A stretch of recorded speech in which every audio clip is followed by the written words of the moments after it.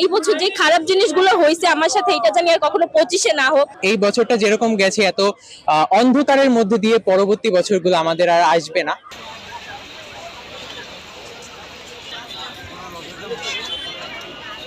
24 সালে অনেক মানুষ হারিয়েছি, অনেক প্রাপ্তি পেয়েছি, মানে অনেক কিছু অর্জন করছি, অনেক কিছু শিখছি, অনেক মানুষ চিনছি, ফ্রেন্ডশিপ হারিয়েছি, ফ্রেন্ডশিপ পেয়েছিও, অনেক নতুন নতুন মুখ দেখতে পারছি, অনেক কিছু এক্সপিরিয়েন্স করছি।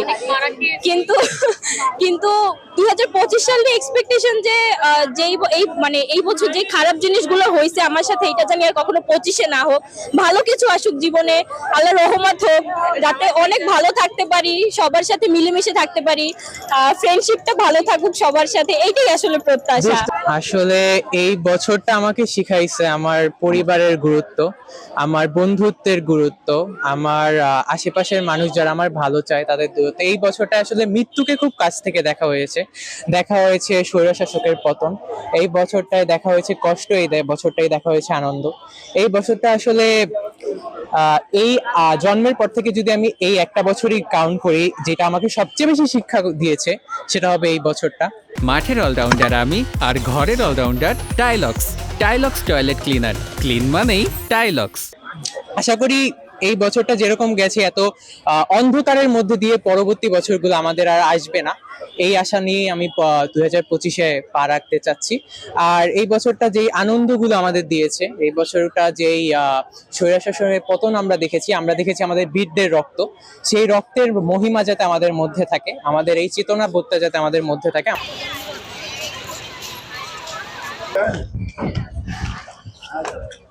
অবশ্যই ভোট একজন মানুষের মানবাধিকার, ভোট দেওয়া একজন নাগরিক হিসেবে সবার আগে এটা আমাদের কর্তব্য, ভোট দিতে হবে।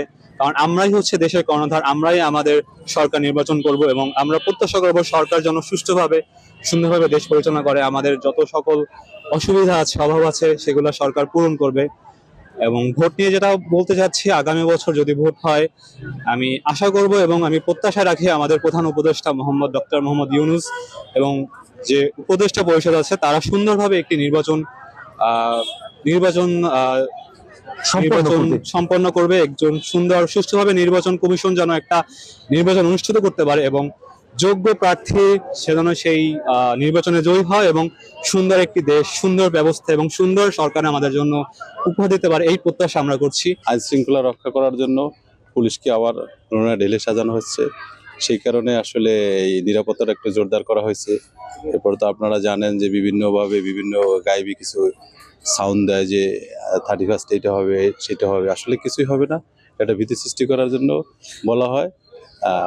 জাস্ট আমরা একটু অ্যালার্ট আছি, পুলিশ যারা আমরা নতুন আছি, নতুন আঙ্গিকে আবার ভালোভাবে সাজবো, এই যে আপনাদের সেবায় নিয়োজিত থাকবো, এই জন্য আইন শৃঙ্খলাটা যাতে আরো উন্নতি হয় সেই জন্য নিরাপত্তাটা জোরদার করা হয়েছে। না, উল্লেখযোগ্য তেমন চোখে পড়েনি, পুরো বরিশাল জুড়ে, পুরো শহর জুড়ে নিরাপত্তা চাদরে ঢেকে দেওয়া হয়েছে বরিশাল মেট্রোপলিটন পুলিশকে। সাথে আমাদের এই যে টুরিস্ট পুলিশ ভাইরা আছে, নৌ পুলিশ ভাইরা আছে, সবাই তৎপর আছে।